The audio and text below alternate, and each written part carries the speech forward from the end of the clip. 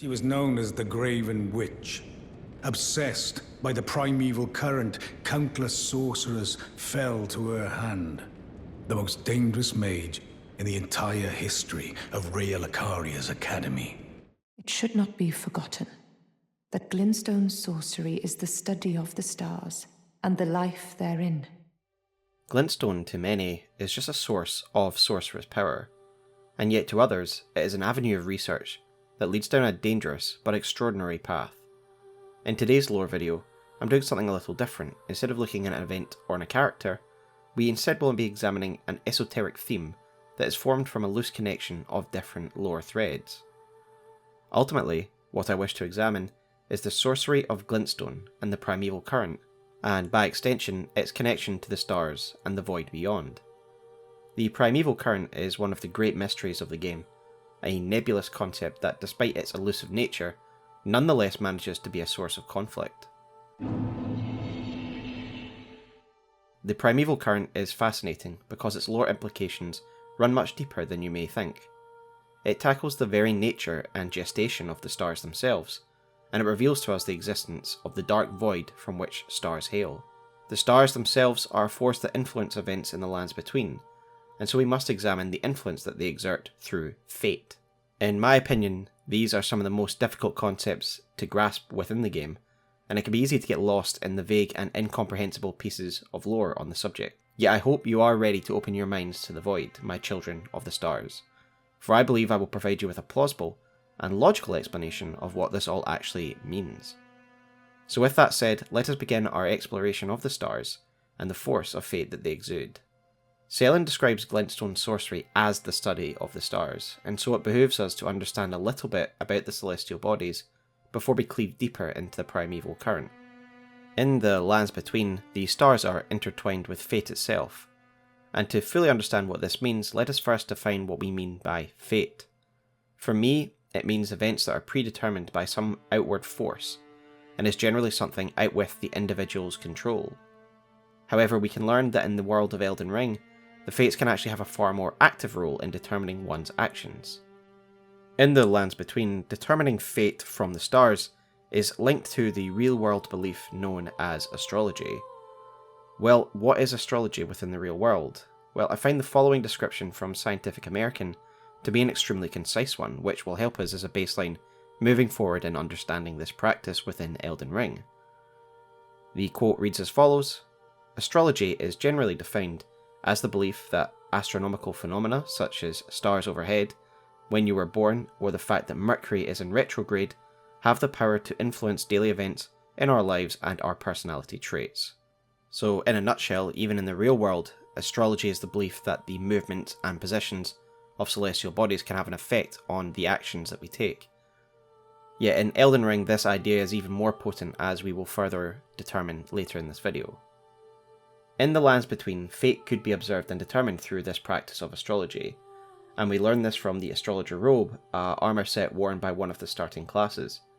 This gives you an interesting backstory for one of your new characters, as the robe reads: "Robe fashioned from supple cloth, worn by those who look to the cosmos above. They read fate in the stars, and are said to be heirs of the Glintstone Sorcerers. But alas, the night sky no longer cradles fate." This cements the link between Glintstone Sorcery and astrology. Both are essentially the study of the stars. One observes the fate that is written in the stars, and the other taps into the primal source of the stars. However, it also mentions that fate is no longer part of the starry sky, but we will discuss that later down the line. Regardless, it suggests that astrology can tread the lines of fate by observing the movements and positions of the stars. And I just ask you to imagine the immense power that that could provide. Imagine if you could predict and see what happens next on your path. You could build your power base accordingly and react to something that is yet to happen.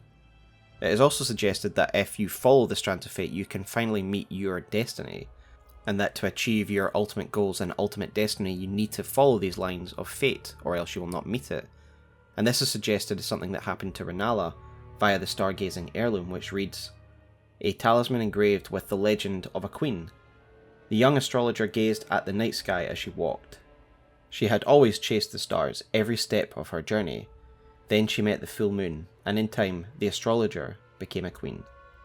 So Rennala herself was essentially an astrologer who followed the strands of fate in the stars and literally met her destiny. The moon, which we know from Rennala's full moon's description, would lead her to establish a dynasty and become the queen of the full moon. This is exactly the potential the Carian royal family would see in astrology, no doubt encouraged by Rennala's own destiny being achieved, a great destiny that it was important enough to the Carians that they would devote resources and manpower. As the item description of the telescope reads, astrology tool used by members of the Carian royal family, a stolen part of a larger instrument. During the age of the Erd Tree, Carian astrology withered on the vine. The fate once writ in the night skies had been fettered by the Golden Order. So this tells us that the Carian royal family once utilised large telescopic devices to practice astrology, and indeed we can see evidence of these types of astrological tools along the Raya Lucarian Academy. And they use these tools to determine their fate, and with the information we learn about astrologers and preceptors later, we get the picture that this was a major institution under Carian patronage. And indeed, we later see Ranni following these strands of fate herself to her own destiny, showing that it is a practice still carried on by the Carian heiress herself. However, I want to look at another piece of lore that the telescope provides us, where it states that it essentially withered and died the practice of astrology, that is, during the time of the Erd Tree, because the Golden Order fettered fate. This is of course a reference to Star Scourge Radahn, a member of the Carian royal family actually as well, Rennala's own son, yet very much a man of the Golden Order. We learn of this event from none other than Sellen, who we contact at Seluvis's request when we are working for Ranni. This of course cements the connection between stars and glintstone, as we are going to a glintstone expert for answers about the fate and the stars. She tells us the following. The stars alter the fate of the Carian royal family, and the fate of your mistress Ranni. But long ago, General Radahn challenged the swirling constellations, and in a crushing victory arrested their cycles. Now he is the force that repulses the stars. If General Radahn were to die, the stars would resume their movement, and so too would Ranni's destiny. So the fate of the Carians in particular is linked to the stars, and through astrology, Carians would have been able to read and follow their destiny to their conclusions. But without fate, they are unable to follow this destiny to their conclusions. So while Radahn is actually born of Carian royalty, we know that he idolised Godfrey and therefore the Golden Lineage through Radahn's armour set, which reads, the Golden Lion is said to symbolise Godfrey, the Elden Lord, and his beast regent, Sarosh. From his youngest years, Radahn was naturally captivated by the Lord of the battlefield. In my mind, it makes it patently clear that Radahn would have been loyal to Godfrey's legacy, i.e. the Erd Tree Order, and this is in fact confirmed by the telescope description.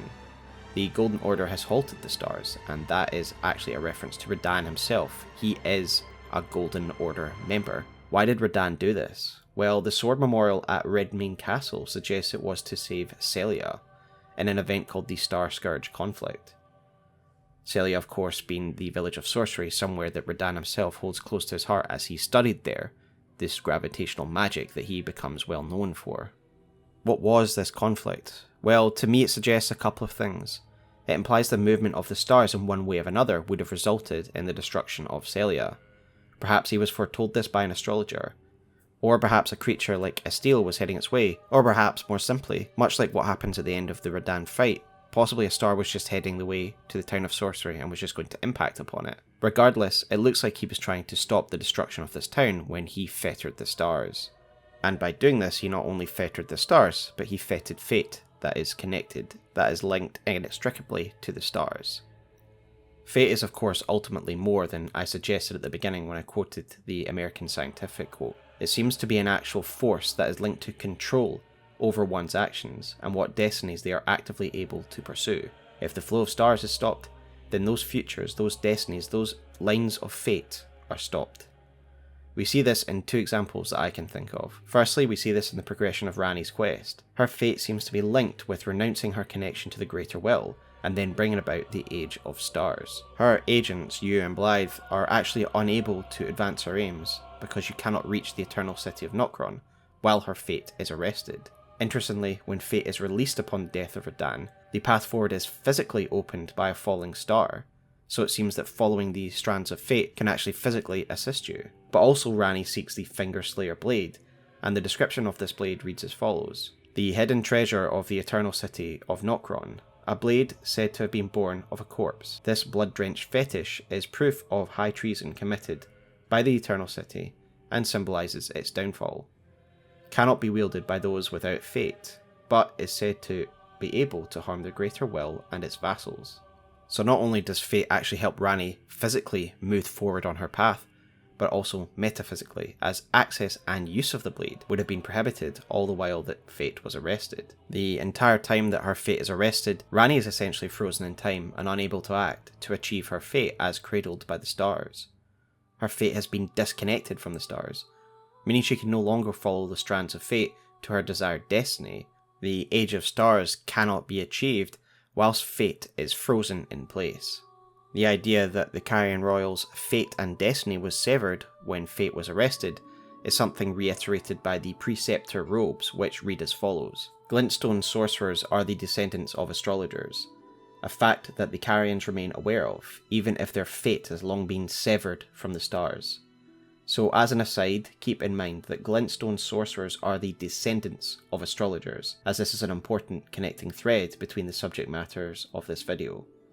As dictated by fate, Ranni's dark path that leads to her slaying her fingers clearly is a fate-bound event that is linked to the stars, as Sellen describes it, and this is one that Ranni wishes to follow. And so to be able to achieve this destiny and follow the strands of fate once more to this conclusion, the movement of the stars must be resumed. What is clear is that the force known as fate can have a powerful influence over an individual's ability to act.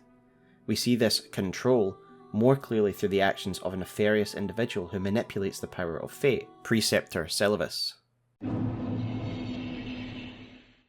Let us first analyse what we know about the Preceptor. He is of course a Preceptor, and we can learn about this class from the Preceptor Big Hat, which reads: "Large hat with the movement of the stars drawn inside the brim, worn by the magic preceptors who served the Carian royals. Glintstone Sorcerers are the descendants of astrologers, a fact that the Carians remain aware of, even if their fate has been long severed from the stars." The term Preceptor means teacher, and to me they are most likely experts and teachers in astrology, given the fact that their robes and hats depict the movements of stellar bodies, which we learn is of course related to fate. And we will later learn that Seluvis's proclivities are tightly linked to the fate and the stars, so it is quite clear that he was once an astrologer himself. These teachers most likely tutored others in the art, and probably were the personal astrologers to the royal family. I think the fact that Radagon had their mouths symbolically sealed, as described by the Masks of Confidence, meant they did operate very closely with the royal family. Thus, it makes sense that Ranni would have one by her side, a preceptor who is able to read her destiny and advise her on the matters of fate. Yet Seluvis uses his familiarity with stars and fate to more sinister ends by reviving an Eternal City practice, the practice of puppetry. The Starlight Shards are the ingredient used by Seluvis to create his puppet potions, and we know this because we fetch him an amber shard to craft a potion for Ranni, and he takes the shards in exchange for new puppets. So with that in mind, let us read the Starlight Shards item description. An ephemeral sliver that gives off a pale blue glow. What remains of a passing flash of starlight, a prized item that was once used in the Eternal City as an ingredient in intoxicating draughts. That, of course, being the intoxicating draught known as the puppet draught. It also confirms that this is an Eternal City practice, and this is further backed up by the Night Maiden and Sword Mistress puppets, which we find in Nokstella, and these read: "An old puppet crafted in the Eternal City, used to summon the spirits of a Night Maiden and Sword Mistress. These sisters, members of a cold-blooded race who wield flowing weapons, became puppets of their own volition." So we know that the Eternal City in some ways are the precursor to the Carians in regards to their study and worship of the night skies. and so it makes sense that they too were able to manipulate the fates and create these puppets, much as Seluvis would later. In this case, it seems members of Nox society actually volunteered for this process, showing they so fervently believe in the Age of Stars that they would sacrifice their own bodies. One thing I want to note at this stage is that the Nox and the Eternal City is evidently so closely associated with fate, the moon and the stars, and I do think they are important to the greater theme of the Age of Stars. However, I do want to keep this video kind of laser focused on the development of Glintstone Sorcery and the stars and the Primeval Current, so they will not feature in this video beyond what I've already mentioned now. They are due their own video and will most likely be the subject of the next video, as I'm very interested in them. So with that disclaimer out the way, let us continue. So what about fate? How does this puppet process work? And what does it have to do with our greater thesis on the stars? Well, let us look at another item description that lays bare how fate is the critical factor in this process, the Amber Starlight Shard, and its description reads the following way. An ephemeral sliver that gives off a pale amber glow. If the stars command our fates, then amber-hued stars must command the fates of gods. Such is the belief that inspired the use of these shards to prepare a most special draft. As such, Seluvis tries to make a puppet of Ranni, because in theory it has command over the fate of gods. So these puppet drafts abuse the connection to fate found within the stars, and by imbibing it, their fate becomes the will of someone else, the will of whoever prepared the draft. This is a clear manipulation of the fate that is found within the stars. By creating this draft, the creator can actually take command of someone's own fate by making them imbibe this potion, and I find it to be a fascinating perversion of the natural fate we find in the stars. But what it does make clear is that fate is the key ingredient in these drafts that take control over someone. It shows that fate can control the actions of an individual. When Radahn arrested the movement of the stars, he halted Ranni's ability to act in accordance with her destiny, and when manipulated, it gives the manipulator to control the puppet's fate, and therefore control their very actions. Speculation warning of this next little portion. This is immensely significant when we think about the Amber Shards. In usual FromSoft fashion, it actually doesn't make it clear whether this is actually a real idea, whether this Amber Starlight actually could control a god. Firstly, Ranni never drinks it, so we never find out. And secondly, it says this is the belief that inspired the use of these shards. The belief, so it's not a proven fact. But what if it is true? What if there are special fates and special stars that have the influence over gods themselves?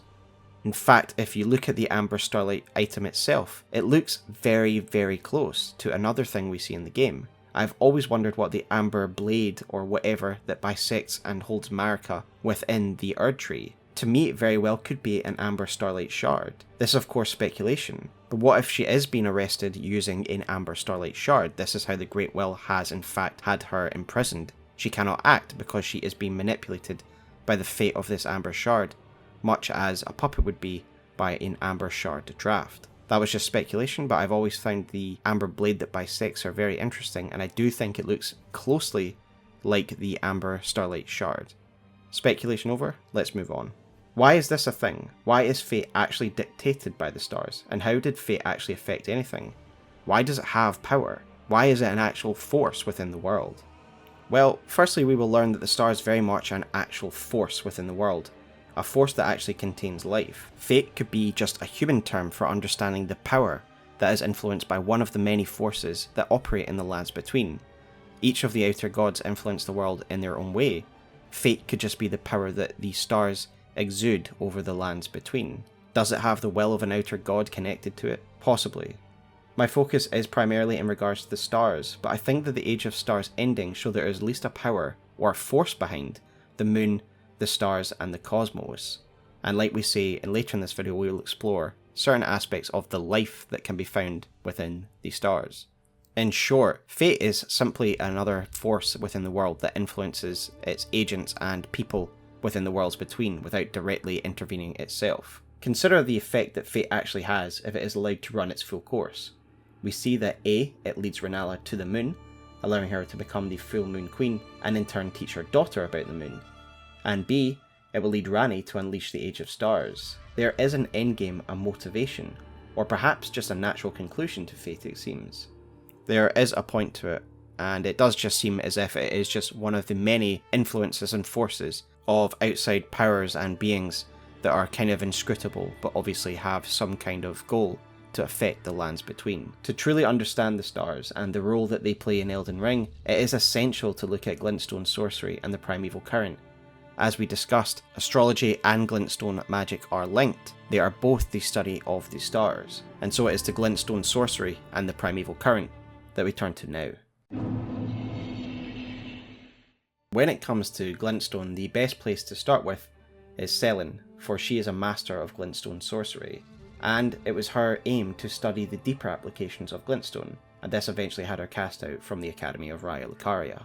Glintstone, as we will learn, is definitively linked to the Primeval Current, a force that was viewed as exceptionally dangerous, as were the methods employed by those who study it. Sellen makes it clear that she will tutor us in Glintstone Sorcery primarily, and this is the primary medium that is used by the Raya Lucarian sorcerers to cast their spells. Indeed, Glintstone does appear to be the main form of sorcery practiced by the scholars of Raya Lucaria, and I take this from the Lazuli Glintstone Crown, which reads as follows. Scholars of the Lazuli Conspectus study carrion sorceries, a heterodox pursuit that views the moon as equal to the stars. Indeed, it does seem that Glintstone was the main founding sorcery of the Academy in my opinion, as evidenced by the use of the word here heterodox, which essentially means contrary to orthodox. So as a result, it would imply that putting Glintstone Sorcery on the same level of the moon was not the orthodox way, and the orthodox way was in fact that Glintstone was the primary source of sorceries. The idea that Glintstone Sorcery is of course the orthodox practice of sorcery is backed up by the fact that the crowns of the scholars are adorned by glintstone, as well as the fact of the robes of the Raya Lucarian sorcerers, which read, "Those who dedicate themselves to the study of glintstones, formed from a starry amber, receive this modest yet elegant deep blue garb, along with their vows of virtue and austerity." Most of the Raya Lucarian scholars do wear these blue robes, and interestingly, it is the Lazuli sorcerers who wear the white ones. There is a difference, but the majority are ones that study glintstone. However, despite it being the main medium of Raya Lucarian magic, evidently it was the way in which it was utilised which defines the different schools of magic that are represented by all the different glintstone masks that are no doubt fashioned after the likeness of their founding fathers, as well as other groups of sorcerers such as the Crystal Cadre that is mentioned in the Crystal Burst spell. The presence of the debate parlour that is set up in 2 rows of seats facing each other implies that fierce debates and ideas would be exchanged between members of these schools and thoughts. Sellen belongs to an extremist school of Primeval Sorcerers, a certain class of Glintstone sorcerers that believe that Glintstone isn't merely a sorcery, but a medium that can be used to open one's mind to the abyss. So what is Glintstone itself? Why is such importance placed on it? Well, a few lessons in, Sellen describes the glintstone as the following. Our art draws upon the powers embedded in glintstone. But what is the nature of such power? Glintstone is the amber of the cosmos. Golden amber contains the remnants of ancient life and houses its vitality, while glintstone contains residual life and thus the vitality of the stars. It should not be forgotten that Glintstone Sorcery is the study of the stars and the life therein, a fact lost on most sorcerers these days. To help us comprehend the nature of this material, she compares it to amber, and of course this amber is most likely the amber of the Erdtree as described in various talismans, such as the Viridian Amber Medallion, which reads as follows. A medallion with a Viridian amber inlaid. The Erdtree's old sap becomes amber, treasured as the most precious jewels in the age of Godfrey, the first Elden Lord. A primordial life energy resides inside. As Sellen says, the amber preserves ancient life, most likely life from the primordial crucible, given the word primordial is used in the aforementioned amber medallion. The interesting thing here, firstly, is that it is compared to essentially the amber of the Erdtree. The Erdtree and the stars are often seen as opposing, yet similar forces, and this is why it is analogous to it, for while there's amber for the Erdtree, there's glintstone from the stars, and it is interesting because you can track back these analogies to different aspects of both forces. Sellen curiously says that analogous to this, glintstone contains residual life, and thus contains the life of the stars.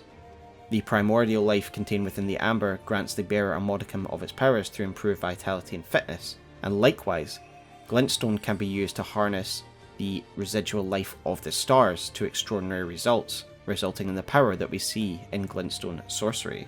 So glintstone, while not containing the actual stars themselves, seems to contain their residual essence, or an imprint of their life energy, that can be harnessed to great effect. Sellen expands upon this in her final dialogue of her quest, where she says, Do you recall what once I told you? That glintstone is the amber of the cosmos, and sorcery is the study of the stars and the life therein. So glintstone, having the residual energy of the stars, is therefore the study of the life contained within the stars because it contains an imprint of that life. So how is this actual material formed? Amber is formed from the sap of the Erd tree, as we saw from the amber medallion, and essentially it coalesces from the runoff as direct from the tree itself. In this way, glintstone is similar in that it is formed from the runoff of the stars. And we learn about the material's formation within the lands between from the founding reign of stars, which reads as follows. The eldest primeval sorcery, said to have been discovered by an ancient astrologer, a sorcery of legendary status, summons a dark cloud of stars overhead. Shortly after, the cloud will release a violent deluge of star rain. This sorcery can be cast in motion. Thought to be the founding Glintstone Sorcery, the glimpse of the primeval current that the astrologer saw became real, and the stars amber rained down upon this land. So this spell itself is a reflection of the beginning of Glintstone Sorcery, and the oldest of the primeval sorceries itself. Again, highlighting this intrinsic link between the glintstone and its primeval current. Let us now walk through the important event that this item description details. An astrologer, someone we know studies the threads of fate within the stars, somehow glimpsed at the primeval current. This glimpse of what he saw, the glimpse of the primeval current that the astrologer saw, became real, and then the glintstone rained down upon the mortal realm.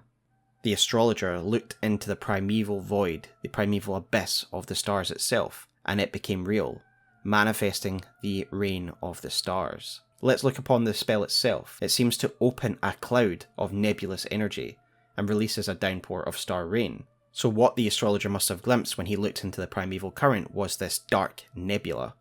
And we will discuss near the end of this video what staring into the primeval current seems to actually be. But what is the vitality of the stars? What residual life does the glintstone contain? Well, we do actually meet a star in-game, and this is Astel, also known as Natural Born of the Void, or Stars of Darkness. Astel's remembrance reads, Remembrance of Astel, Natural Born of the Void, a malformed star born in the flightless void far away, once destroyed an eternal city, and took away their sky.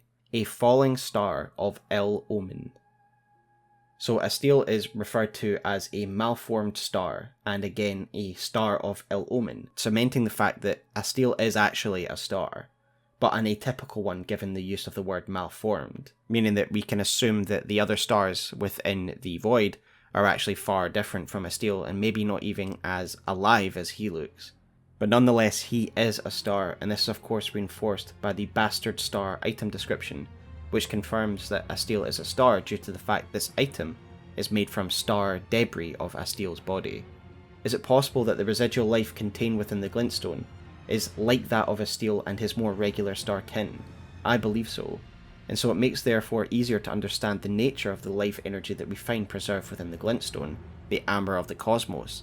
There is actually life within the stars, and it also harkens back to what we talked about fate. Now that we understand there is actually life and consciousness and thought within the stars, it makes it easier to understand why fate could be used to control pawns within the lands between. As Sellen said, the Glintstone Sorcery is a study of the stars, and the very use of that sorcery is an act of unlocking the secrets held within the glintstone, and thus the stars. So to me, the toothless pedantry peddled by the Carrion Royals that she talks about must be the more mundane view, that Glintstone Sorcery is just another form of magic that can be used in equal balance with that of the moon, rather than seeing Glintstone as a way to unlock the secrets of the abyss that Sellen sees it as. I think the ultimate aim of the Primeval Sorcerers, of which Sellen is of course one, is to ascend to starhood, and I think that her studies have already been successful to a degree. So to help illustrate this fact, I want to refer back to the Raya sorcerer robes, as it mentions something interesting. It mentions extended life. I believe that their close proximity to glintstone, and this is just speculation of course, would have had an effect on the body, much like handling a radioactive material, and as such they are affected by the glintstone and therefore the cosmos in a way. And to me this is what we see when we talk about Sellen's primal glintstone. Its description tells us that this is in essence her soul, and it is transferable. I speculate that through her studies, she has transformed her own soul, so that it too is a sort of amber, where the residual life of Sellen is contained within this glintstone. Where the regular glintstone holds the life of stars, her primal glintstone holds her very soul, and thus she is effectively immortal while this primal glintstone exists. Indeed, I assume that Azur and Lusat have done something similar, as we can see their body is almost completely glintstone at this stage. Everything the Primeval Sorcerers do seems to be a step in making themselves closer to the stars. Lusat and Azur, and now as we can see Sellen, augment their bodies with glintstone, making themselves closer to the stars that the glintstone contains. This type of scholarship and thinking has clearly been driven out by the Carian royal family and the Academy in general, as we can see from the exile of Lusat, Azur and Sellen, all of the Primeval Sorcerers driven out, despite them all actually being prestigious sorcerers at one time or another. Azur and Lusat both wear Grandmaster robes, suggesting they once held positions of great authority within the Academy, and Sellen seems to have been held in a similar regard, as we see her in paintings alongside the likes of Renala throughout the Academy. And indeed Thops knows that she is an illustrious and well-known student, one of the greatest of Raya Lucaria. We earn the trust of the Graven Witch by coming into contact with her old mentor, Primeval Sorcerer Azur. Azur appears to us almost catatonic, and yet he still seems to react to our presence enough to award us with Comet Azur, a Primeval Sorcery. And the sorcery's description gives us a really clear insight into what this Primeval Current is, and what Primeval Sorcery is all about. But let us return to that in a moment. Regardless, despite the bizarre and alien nature of our interaction with Azur, Sellen is now willing to trust us, as it seems that Azur has passed judgment on us and found us reliable. Sellen then unveils the true nature of Primeval Sorcery and the reason of her study of Glintstone. So it firstly gives us a little history lesson on Primeval and Glintstone Sorcery. If you recall, I was exiled from the Academy of Raya Lucaria. It was for attempting to restore the primeval current of Glintstone Sorcery. The toothless pedantry peddled by the Carian royal family can rot for all I care. I want Glintstone sorceries that open our minds, unbound by terrestrial taboos, no matter what we give in return. Master Lusat is another founding Glintstone sorcerer, and like Master Azur, he was banished from the Academy. Now he languishes in prison somewhere. My apprentice, can you find Master Lusat? With this Glintstone key, you should be able to cross the boundary that encloses him. I need him to restore the primeval current of Glintstone sorcery. He's nigh a child of the stars. Such is his body now. Azur, and as we later learned Lusat, were founding Glintstone Sorcerers, meaning that they were among the first who saw Glintstone as a medium of sorcery. And while they would pursue it to its deepest recesses of study, the Carian royal family would promote a toothless and reductive school of this magic based on their findings. She also tells us that the ultimate aim of the Primeval School of Sorcery is to restore the primeval current of Glintstone, and somehow open our minds beyond terrestrial taboos. We can see this opening of the mind when we visit Lusat and Azur. These are the Primeval Sorcerers who have taken their studies into Glintstone to the next level. We see that their bodies are covered and augmented with Glintstone. It is more than just an adornment, as we learn from the description of Azur's crown, which reads, "Crown of Azur, Primeval Current Sorcerer, set with a prominent blue-green glintstone. This crown replaced Azur's brain and skull altogether, and now, removed from his body, it is all but dead. What power remains within raises the potency of Azur's primeval current sorceries." We also find that the description for Lusat's crown is more or less the same, and so let us examine the ramifications of this piece of lore. Lusat and Azur have essentially replaced their brains with glintstone, meaning their mind is literally glintstone and therefore connected to the vitality of the stars. One cannot help recall Sellen's statement about opening our mind unbound by terrestrial taboos. I think it is fair to say that whatever Lusat and Azur are experiencing within their glintstone minds are something far beyond our mortal perceptions, and it in turn explains the alien interactions that we have with them both. God knows how they perceived our arrival, and perhaps they did not perceive us in the mundane sense that a human would sense. Rather, perhaps the lines of fate or the lines of the stars revealed to them that this was the moment to impart their sorcery. It is of course just speculation, but one can't find these interactions to be rather curious when in fact we learn that their minds are no longer actually brains, but in fact made entirely of glintstone. One can't help but wonder what they see, think and feel on a daily basis. Indeed, Sellen even comments on Master Lusat's form. Indeed, in her final dialogue she refers to herself and followers as fallen children of the stars, and that with honing the primeval current they can beam with brilliance once again. So it is clear to me that these primeval sorcerers yearn to connect to the stars, and even become one of the stars themselves. And to this end Lusat and Azur have replaced most of their bodies with a material connected to the stars themselves. They are children of the stars. Sellen is now the continuation of the primeval sorcerer line. A self-professed child of the stars, she doesn't see herself as someone on the mortal plane who should be confined by terrestrial taboos, as she calls it in our initial conversation with her about Glintstone and the Primeval Current. Her expulsion and title, the Graven Witch, is actually well earned, but it can be quite easily missed by the player what she has actually done wrong. I admit on my first playthrough, I would believe that she was being persecuted merely for her beliefs that weren't in line for those of the royal family. Yet Jeren, a witch hunter of the royal family, lays a heavy charge at her door. She was known as the Graven Witch. Obsessed by the primeval current, countless sorcerers fell to her hand. The most dangerous mage in the entire history of Rhea Lucaria's academy. He calls her the most dangerous sorcerer in all of Rhea Lucarian history, and that she has a body count essentially. She is the Graven Witch. Graven meaning an engraven in stone, and it directly relates to the Graven-School or Graven Mass, which are the odd glintstone multi-head enemies that we find in the lands between. Let's not beat around the bush any longer, and find out what these things are. We learn the truth from the Graven-School talisman, which reads as follows. A talisman depicting a school of Graven mages, the nightmare of the academy. The Primeval Current is a forbidden tradition of Glintstone Sorcery. To those who cleave to its teachings, the act of collecting sorcerers to fashion them into the seeds of stars is but another path of scientific inquiry. So the horror of these enemies is fully revealed. In their obsession with reactivating the Primeval Current and becoming stars themselves, they have committed horrific human experimentation. Remember, Sellen considers earthly taboos as meaningless. As the description of the talisman reads, this is just research to them, too important to be confined by human morality, which they no longer really see themselves as part of humanity. We learn further from the Graven Mass talisman that the Graven Mass was the first of the Graven-Schools, and it continued to haunt the academy. And indeed, we do find the Graven Mass within the academy, the first attempt at a Graven-School. It is in what looks to be a sealed off and guarded room that is guarded by a page of the academy. It is a room filled with crystals, and the Graven Mass at its centre. Interestingly, it is also where we find the staff of Azur himself. This makes sense because Azur is a founding Glintstone sorcerer and one of the first primeval sorcerers.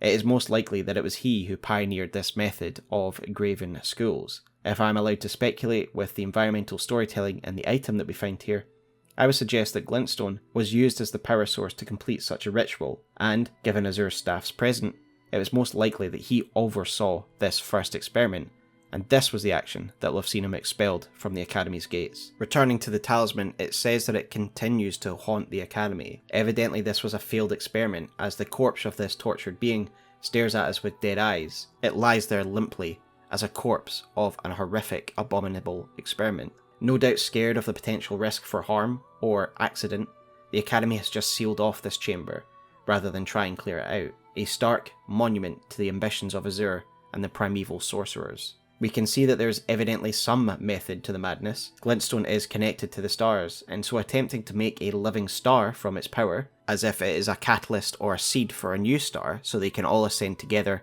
as one amalgamous star, does make sense in a way given that Glintstone is connected to the stars. Indeed, In the Graven Mass lab, we can see star stuff in the air, as if the pure concentration of glintstone magic is opening some kind of connection to the stars. This is also interesting if we look at it in conjunction with something that we've seen Sellen say previously. She was banished for attempting to restore the Primeval Current of Glintstone Sorcery. This suggests that the Primeval Current has been active already, and indeed if we look at the Primeval Sorceries of Azur and Lusat, then it seems that both were able to touch and activate its power in some way. It is possible that upon the creation of this Graven Mass, Azur did connect to the Primeval Current as described in Comet Azur, and we could speculate that this is actually when he experienced what is described in Comet Azur's item description.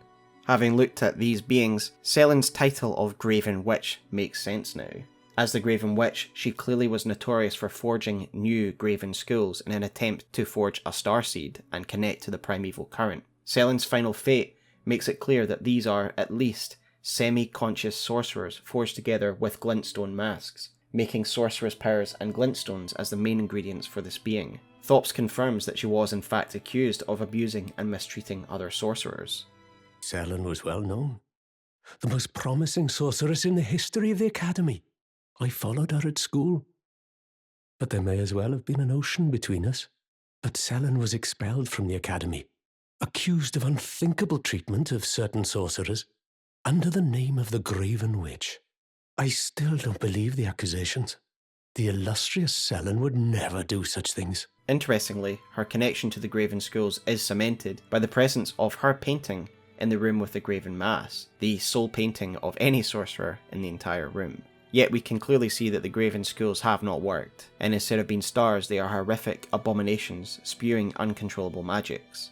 Jern's accusations now take on a new sinister hue, and as much as Sellen may treat us with kindness as her pupil, it is clear that she views much of traditional morality as a hindrance. Yet what is the purpose of these Graven Mass schools? Well, the talismans make it clear that they are meant to be starseeds, so I believe that the intention behind these Graven Mass is that they will forge and become a new star. This clearly is the aim of Sellen herself, as she states at their final dialogue that she and her followers are children of the stars. Do you see this? The Queen of Caria is no more.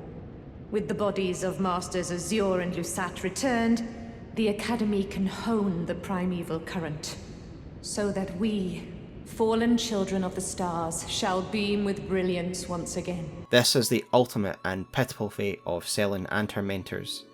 Sellen tells us, upon her victory, that the bodies of Lusat and Azur have been returned to the Academy, and so the Primeval Current can be reached again. Yet where are they? We never actually see them. Indeed, we see that Lusat and Azur are gone from their original locations, and ominously, their crowns are left behind. Would you so easily leave your brain and skull behind? After Sellen's triumph, if we rest, or return to the area later, we find that she is absent, and the Full Moon Queen is restored. Sellen is apparently nowhere to be seen at first, and this is until we turn to the side and notice a Graven-School, and one of the faces on this Graven-School stands out from the rest, a witch's glintstone mask at the top right of the Graven-School. And upon talking to this thing, we can confirm that what is ever left of Sellen is now a constituent part of the Graven-School. My friend, Before I fully understood what the Graven-Schools were, I believed Rennala had a hand in Sellen's fate here, and indeed, given Rennala's ability to rebirth, it is possible that she still rebirthed Sellen and her followers in a type of fitting and ironic punishment. But in my opinion, given what we actually know about Sellen, I think it is Sellen that did this to herself. She is the Graven Witch after all, with someone who has the knowledge to produce such abominations. She has told us her plan all along, to restore the Primeval Current and ascend to starhood. And in fact, one of the last things that she says before we don't see her anymore in her human form is that she and her followers will once again beam with brilliance. And I believe that she then attempted to form herself into a Graven-School. She needed Lusat and Azur for this to restore the Primeval Current. Why did she need them? We never actually see why she needs them after us hunting them down for her. My conclusion? She believed that with sorcerers such as Lusat and Azur, people that were essentially star children, that this Graven-School would finally be a success, and she and the others that formed this seed alongside Azur and Lusat would ascend to the stars. So I believe that Lusat, Azur, and Sellen are all making up part of this Graven-School. Yet from her pained dialogue as the Graven-School, we can see that she finally understands the futility of this ridiculous practice, and it is ironic that she'll be forced to exist this way, with the Primeval Current far out of reach. Let us now speak on Sellen's shadow throughout her quest, Jeren. Why is Jeren hunting Sellen? What are his real motivations? Well, to me, it is a result of Sellen's own motivations. She sees the Carians as an obstacle to achieving her ultimate aim. She cares not for the toothless pedantry peddled by the Carian royal family, and in fact, at the end of her quest, she does usurp the Carian royal family, so it makes sense that Jeren, as someone who serves the Carian royal family, would want to stop Sellen. Jeren is in fact the agent of the Carian royal family, and we do learn this from his armor set, in case you were unsure as to why I'm saying that. As I highlighted via the Lazuli Glintstone mask, Carian schools of thought place the moon on equal footing with Glintstone, and this very idea must have infuriated primeval sorcerers such as Sellen, who saw the Glintstone as the source of everything important, the source of the Primeval Current, the most important thing to Sellen. And so we come to the crux of the entire video. What is the Primeval Current? Warning, what follows is a lot of my own speculation and deduction, but I do believe it leads to a logical and satisfying conclusion. I believe that Sellen gave us the answer in some of her dialogue right near the beginning of her quest. She says she wishes to restore the Primeval Current of Glintstone. The Primeval Current is something that is connected to the Glintstone itself, and in tandem with the Primeval Sorceries, the answer to me is this. The Primeval Current is a current of energy that flows through and can be harnessed and accessed through Glintstone, and the current connects to the primordial birthplace of the stars, the Void. The aim of the Primeval Sorcerers, in my mind, is to connect with the Primeval Current, access this primordial birthing place of the stars, and become stars themselves. Some of the Primeval Sorceries, for me, are the best evidence for this hypothesis. Let us look at the Stars of Ruin item description, which reads, "When Lusat glimpsed into Primeval Current, he beheld the final moments of a great star cluster, and upon seeing it, he too was broken." So looking into the current is being able to look beyond our terrestrial lands and into the void of the stars themselves. It is a current that allows one to connect to this far-off void abyss where stars exist, leading one to witness extraordinary stellar events like Lusat did in this instance. When Lusat beheld the Primeval Current, he witnessed the death of an entire group of stars, an event so incomprehensible, beautiful, terrifying, and mind-blowing for a human to witness, that he was left broken. Now let us look at the Comet Azur's description, which reads, "Legendary sorcery devised by Azur, Primeval Sorcerer. Fires a tremendous comet in a torrent akin to the distant starry expanse, the place said to be the origin of Glintstone. When Azur glimpsed into the Primeval Current, he saw darkness. He was left both bewitched and fearful of the abyss." So the first thing of relevant is that it says torrent akin to the distant starry expanse, the place said to be the origin of Glintstone, the origin of the stars themselves. Looking at the spell, it does look like a torrent, a current, and when I first heard the word Primeval Current, I did imagine it to be a stream of metaphysical energy that doesn't necessarily exist in one set place or time. It is something that connects to where the stars are formed, and indeed the wording of this spell implies that it is a facsimile of the current itself, a primeval torrent of energy that can be accessed through the Glintstone. And again, by reaching and looking into this metaphysical energy source through Glintstone, Azur was able to glimpse the birthplace of the stars, the distant abyss. So that leads us on to the next point of interest, is that we quite often get reference to the Primeval Current being associated with a darkness or abyss. As I've said, when you look into the lore connected to the Primeval Current, it becomes patently clear that this energy source connects to the void in which stars are formed,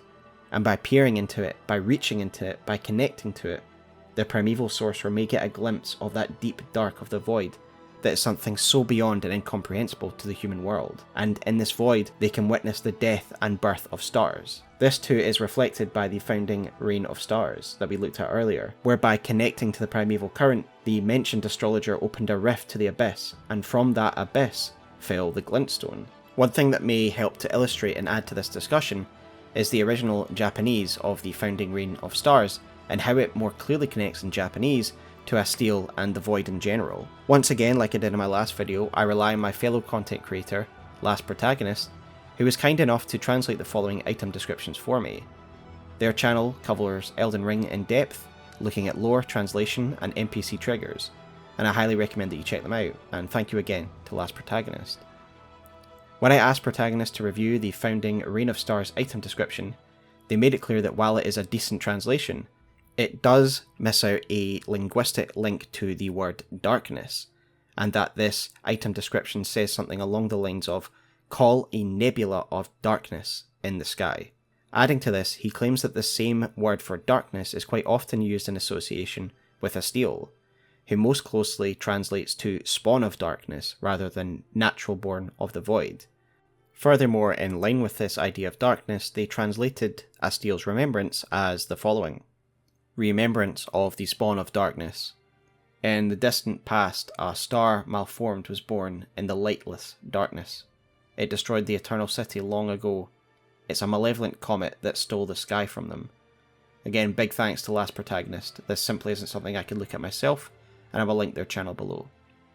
So again, this reinforces the idea that there is an abyss or void that is connected to the birthplace of the stars. Darkness is clearly associated with beings such as Astel, given we can make waves of darkness, ash of war from Astel's remembrance.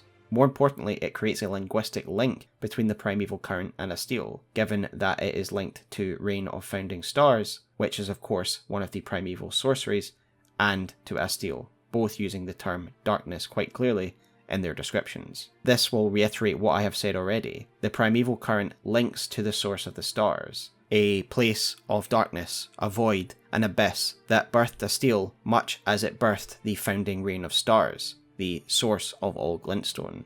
The Primeval Current is the energy source that taps into this primordial birthing place of the stars, and by channeling the power of Glintstone, one can connect to the Primeval Current and thus reach into the void where stars themselves are gestated. Therefore, the aims of the Primeval Sorcerers are not completely insane, are they? By touching the source and energy of the primeval stars, surely they could become a star themselves, couldn't they? One final note I will end on is whilst it makes it clear that the Primeval Current is connected to this primordial birthing of the stars, I think we aren't meant to fully comprehend what it is. The whole point of cosmic horror, as is described in Bloodborne and in this game, is that you aren't meant to fully understand it. The Primeval Sorcerers don't fully understand it. We learn that Lusat, his mind is blown by what he sees when he taps into the Primeval Current. But what is important to remember is that Primeval Current is something that can be channeled through Glintstone Sorcery, and through channeling and reaching into the Primeval Current, we can view a place that is far removed from the terrestrial bounds of our Earth, a place in which the stars themselves are formed and born. So thanks guys, that is my lore video on the Primeval Current, Glintstone Sorcery, and Fate. There is more to be said about stars, and I do want to look at this more when I do my Nox and Eternal City video, which is looking like it'll be my next video now that I've really got my teeth into understanding Glintstone, stars, and the cosmos. So yeah, essentially when I do my Nox and Eternal City, we'll answer some of the questions that are, of course, still lingering from this video, but I do feel like this gives the best kind of look at what we can understand the Primeval Current to be, to the extent that we can. As I said at the end there, I don't think we're meant to fully comprehend exactly what it is, only that it is an incomprehensible cosmic force that connects to the primordial source of the stars themselves. If you like this video, please give it a like and subscribe to the channel. As you can see, I clearly do Elden Ring lore, and I will continue to do so. Let me know your thoughts on Glintstone Sorcery, the cosmos, the void, the stars, the fates in the comments below. But until next time guys, I will see you in the deep void of space. Take care.